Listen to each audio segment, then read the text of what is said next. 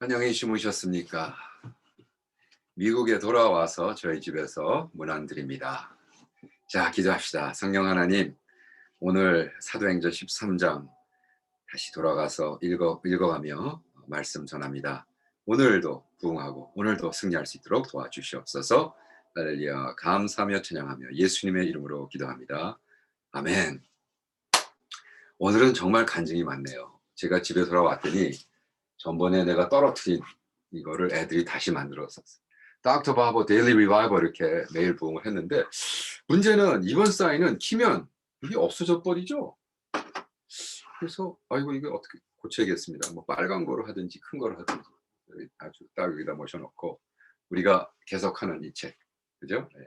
사도행전 볼륨 1 and 2 두 권으로 썼는데 물론 영어밖에 안 나와 있습니다. 이걸 제가 한국말로 번역할 능력이 없어서, 그래서 이거를 쭉 다운해서 보시는 분들은 academia.edu 가면 공짜로 하고요. 아마존에 가면은 다 나와 있습니다. 일렉션액으로 나와 있으니까 구입해서 보시고, 오늘은 이제 13장을 가는데 이제 안디옥 교회에서 얘기하고 하는데, 그 사명에 대해서 하나님이 왜 우리에게 이런 특별한 사명을 주시는가? 사명을 받은 사람은 어떻게 사는가? 사명을 받은 교회는 어떻게 돼야 되는가? 선교하는 교회는 무엇인가? 뭐 이런 거를 가지고 이제 쭉 천천히 풀어나갈 텐데, 차근차근히. 제가 느끼는 것은 간증이 참 많아요. 왜냐하면 캄보디아를 나오자마자 우리가 딱 비행기 타고 떠났거든요. 새벽 12시 비행기를 타고 왔는데, 그 다음날 아침에 그 캄보디아의 프라임 미니스터가 푸놈팽을 14일 동안 격리를 시켜버렸어요. 아무도 못 나가요. 아무도 못 들어가요. 거기 또 무섭거든요. 군대 쫙 풀어가지고. 그러니까 사실 우리가 나갈 수도 없는 상황이었던 거예요. 그 다음날 나갔으면. 하나님이 어떻게 그 시간을 딱 맞춰가지고요. 그렇게 하게 하고, 정말, 와, 놀랍습니다. 그래서 보면, 과연 콜링이란 게 무엇인가. 그래서 이 안디옥 교회를 보면, 안디옥 교회는 사실은 복음의 센터가 아니었거든요. 예루살렘에 시작했잖아요. 예루살렘 교회는 뭐, 처음부터 막 수천 명 해가지고, 그죠? 몇만 명이 우글거리는. 근데 문제는 뭐냐 하면 예루살렘 교회가 선교적 교회가 아니었다는 거죠. 예루살렘 교회는 어떤 면에서 굉장히 자기 중심적.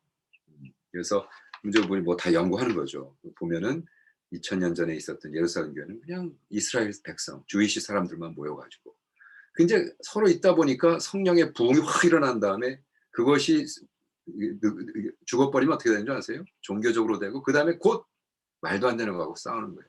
그러니까 할례를 받아야 구원을 받냐, 할례를 안 받아야 구원을 받냐, 이걸 갖고 이제 벌써 막 싸우기 시작한 거예요.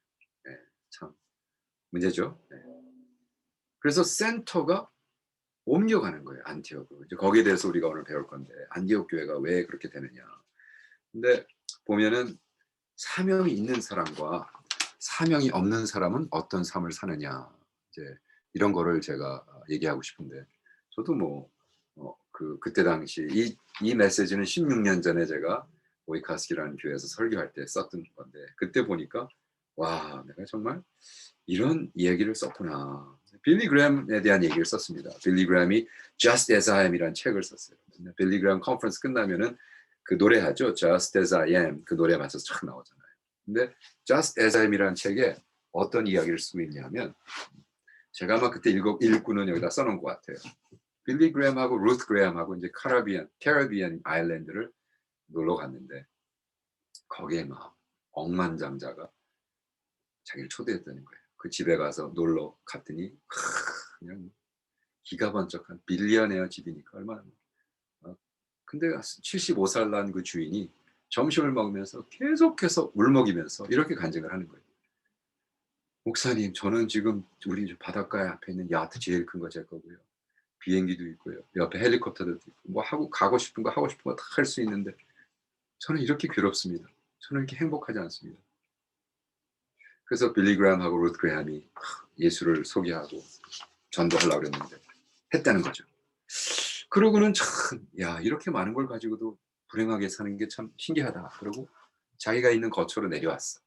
근데 그 옆에 그 다음에 거기 있는 침례교 목사님, 그것도 이제 영국 사람인데 거기서 선교하는 그 목사님이 와서 하는데, 그 사람도 75세 은퇴하고 왔는데, 그 그 불구자인 자기 누나, 그 시스터, 누나 이제 동생이죠. 여자 시스터 둘을 데리고 살면서 거기서 선교를 하는데 그렇게 행복하고 그렇게 즐거워하고 그런 고백을 하더래요.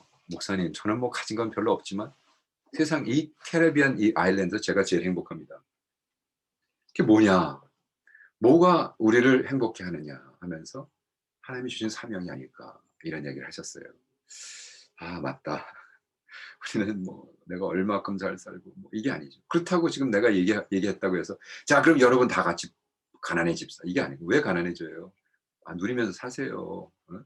기복신앙으로 하는 게 아니라 예수님 사랑하고 열심히 살고 죄 안 짓고 그러면 당연히 우리가 잘 먹고 잘 살게 되는 거죠. 그러나 그것에 포커스를 두지 말고 그것이 무슨 의미가 있냐는 거죠. 무슨 의미.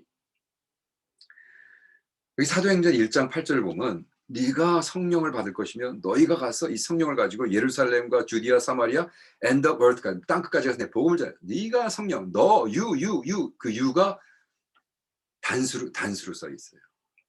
너 여러분이 아니에요. you 한 사람 굉장히 중요합니다. 그래서 사도행전 1장은 한 사람 한 사람이 그렇게 중요하다는 거죠. 한 사람 한 사람이요 여러분 한 사람이 세계를 변화시킵니다. 그때 여러분 하나가 중요한 거예요. 교회가 전체로 종합 세트로 구원받고 종합 세트로 하는 게 아니라 구원받고 사명을 받은 사람들이 모여서 하나하나 세상을 변화시키는 사람이 모여서 한다는 거예요. 제가 어저께 그저께 우리 김진홍 목사님 새벽기도 말씀 들었습니다. 저는 이제 목사가 듣는 또 메시지가 따르잖아요. 김진홍 목사님 메시지는 수십 년 들었는데도 참 은혜가 되는데 김진홍 목사님이 며칠 전에 이런 말씀을 하세요. 25년 전에 한국 육군사관학교에 들어갈 때 첫 해에 들어가는 학생들이 자기 종교를 쓰는데 23%가 기독교인이다 그랬대요. 25년 전에 23%가. 그런데 25년이 지난 2020년도에 들어오는 육군사관학교 학생 3%만이 크리스천이라고 했대요. 3%. 와, 이거 맞는 거죠. 왜냐면 제가 서울대 가서 설교할 때마다 얼마 전에 설교했죠. 몇 년 전에. 근데 서울대 지금 애들이 2.8%가 크리스천이에요. 2.8%. 네. 그러면 이제 선교사들이 나가야 될 판이에요. 한국에. 주요죠, 주요. 네. 한 사람 한 사람이 그렇게 중요한데 이게 지금 뭐 우리 한국은 수백만의 젊은이들을 다 잃어버린 거예요. 그렇기 때문에 한 사람이 중요하고 한 나라가 중요한 거예요. 한 교회가 중요하고. 사도행전을 보잖아요. 이 책을 보면 사도행전에 제가 여기 챕터 1부터 7, 그러니까 1장부터 7장은 예루살렘의 성령님의 역사를 쓰고 있습니다. 사도행전 1장부터 7장은 예루살렘에서 역사하신 성령님. 근데 8장부터 12장, 우리가 지금까지 어저께까지 배운 12장은 성령님이 어떻게 유다와 사마리아에서 역사했는가. 그리고 오늘부터는 13장부터는 성령님이 어떻게 땅 끝까지 전하는 거. 그래서 이제 그 땅 끝까지 전하는 거 쉬프팅이 언제 오냐면 어디서 오냐면 안디옥 교회에서 오는 거예요. 안디옥 교회. 예루살렘 교회에서 선교를 시작하지 않았어요. 너무 신기하죠. 당연히 예루살렘 교회에서 했어야 됩니다. 안디옥 교회에서 한다. 안티옥 교회는 뭐예요? 시리아에 있는 중심이 아니었던 어떤 면에서 변두리 인생 같은 작은 교회, 변두리 인생 같은 여러분, 나 같은 사람들이 선교를 감당하고 당연히 해야 될 큰 교회, 큰 장로, 큰 선교국에 사는 게 아니라 하나님의 음성을 듣고 그것에 순종하는 이러한 사람들이 필요하다는 거죠. 사실 안디옥이라는 교회는 예루살렘에서 300마일이나 떨어진 300마일 떨어진 예루살렘에서는 그냥 그렇게 막 축복을 받아가지고 수만 명이 예수 믿고 우글거리는데 거기서 지금 결과적으로 뭐 갖고 싸우는 줄 아세요? 할례를 받아야 구원을 받느냐 안 받느냐. 이렇게 잡스러운 것, 변두리 같은 쓸데없는 것 가지고 이게 마귀 새끼는 언제나 들어와가지고 중심적인 것, 가장 중심적인 것, 가장 기본적인 것을 얘기하지 않고 별 쓸데없는 걸 갖고 자꾸 막 머리통 찾으면서 싸우게 한단 말이에요. 할례를 받아야 구원받아 안 받아. 왜 이따 이 소리를 하고 있는 말이에요. 그걸 왜 이렇게 중요하다고 그러고 막 머리통 치게 싸우게 하냔 말이에요. 보세요. 제가 그랬잖아요. 어떤 교회가 부흥해가지고 큰 예배당을 짓는데 이 카펫을 빨간 거로 빨아 아니면 그린으로 해. 그거 둘 싸워가지고 교회가 또 예배당 하기도 전에 갈라졌다는. 이게 바로 똑같은 얘기예요. 네. 그런데 그것은 한 교회만이 아니라 한 나라, 한 역사에도 이렇게 나오는 거예요. 예루살렘 교회가 당연히 선교를 가지고 복음을 했어야죠. 그러나 어떻게 해요? 할례당들하고 싸우고 앉아 있는 거예요. 그러니까 어떻게 돼? 하나님이 촛불을 옮겨버리죠. 어디로? 안티옥으로. 금식하고 하나님을 찬양하는 교회. 그래서 음성을 들려줘. Set apart for me, Barnabas. 그죠? 사울을 나를 위해서, 나의 일을 위해서. Separate 해라. To do work for me. 그래가지고 쫙 보낸 거예요. 와. 한 사람이 그렇게 중요하고, 한 교회가 그렇게 중요하고 하다는 거죠. 저는 사실은 저의 인생을 봐도 저도 미국에서 뭐 수십 년 목회하고 교회나 5개 개척하고 그 와중에 하나님이 자꾸 옮기시잖아요. 캄보디아. 저는 오이카스라는 교회를 개척할 때도 선교지라고 생각하고 개척했거든요. 저는 2세들을 선교 필드라고 생각했어요. 2세들 목회를. 선교지 와서 하는데 하나님이 2001년도에 캄보디아로 부르시고 이제 몇 달 전에는 캄보디아 왜 뿌리 내릴래 안 내릴래? 아, 주님 그냥 선교 동원가로 있을래요? 아니야. 여기도 빌딩 사고 뿌리를 내려. 이제부터는 목사라고 부르지 말고 선교사로 불러. 그래서 요즘 제가 이메일 쓸 때 오석환 선교사로 씁니다. 이제는 누구한테 부탁받으면 네, 선교사라고 불러주세요. 캄보디아 선교사입니다. 캄보디아에 지금까지 갑각을 선교 박사 논문 썼고 거기서 강의하고 있고 네, 저의 인생을 어쨌든 은퇴하기 전까지는 캄보디아로 마치려고 그래요. 그래서 지금 빌딩 산다고 그러는데 뭐 40만 불 그런 돈이 어디 있어요. 우리 제니가 라이프타임 세이빙 자기 모아놓던 거 몽땅 헌금했어요. 2만 5천 불. 와, 센 여자예요. 그리고 저는 뭐 98년도부터 마이너스 어카운트 갖고 있었으니까. 저는 뭐 수십 20년 넘게 마이너스 어카운트 매달 채워주면 계속 마이너스. 그러나 또 채워주시고 또 마이너스. 지금도 마이너스. 그런데 하나님이 이렇게 역사하시는데 40만 불 주님 어떻게 레이즈하죠? 제니도 하고 해가지고 뭐 6만 4천 불인가 그래 들어왔어요. 그래서 우리는 그런 줄 알고 딱 미국에 도착했는데 이메일이 딱 오는데 한국에서 목사님 우리 아내가 저와 젊은 커플이에요. 기도하고 목사님께 헌금합니다. 그리고 1억 9천 보냈어요. 17만 불. 거의 2억을 보냈어요. 1억 9천. 17만 불을 보냈어요. 내가 보기 걔네들 전 재산 같아요.